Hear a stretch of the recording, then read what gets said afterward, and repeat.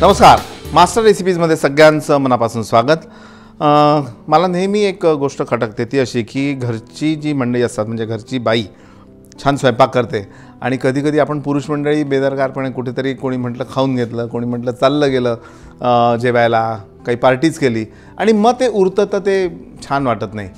मग ते उरतं त्याचं काय, आता माझ्याकडे हा भात उरलाय बघा, त्याचं काय करायचं? मग त्यासाठी मास्टर रेसिपीज आहेत। एक छान वेगळ्या भाताचा प्रकार आहे हात फोडणीचा भात। करूयात।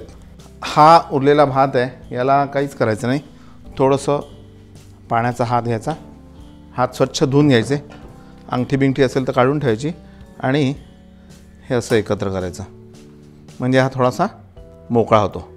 कधी भात मोकळा करायचा असेल तर त्यावर थोडंसं पाणी शिंपडलं की तो भात मोकळा होतो।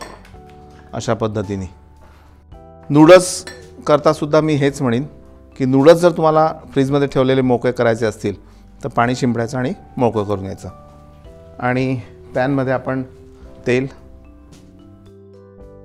आणि या भातात आधीच आपण थोडीशी साखर, त्यानंतर लिंबाचा रस आणि चवीनुसार थोडंसं मीठ आणि आता तेल गरम झाल्यानंतर गॅस बंद करायचा। गॅस बंद करून त्यामध्ये मोहरी, हिरवी मिरची, थोडी कोथिंबीर, हळद, हिंग हे सगळं एकत्र करून घ्यायचं।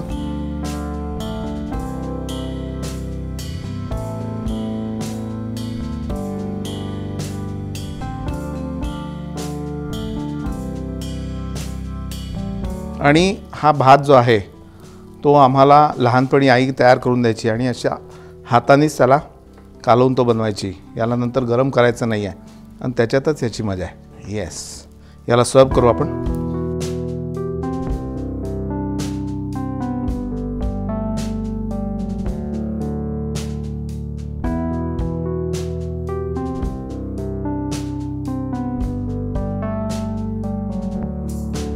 आमच्या कमेंट बॉक्समध्ये तुम्ही कमेंट करा। मी शक्यतोवर 99% सगळ्या लोकांना स्वतः उत्तर देतो, कारण काही लोकांनी सर तुम्ही स्वतः बोलता का? मी खरंच स्वतः बोलतो। आणि पाहत राहा मास्टर रेसिपीज, लाईक करा, शेअर करा, सबस्क्राईब करा।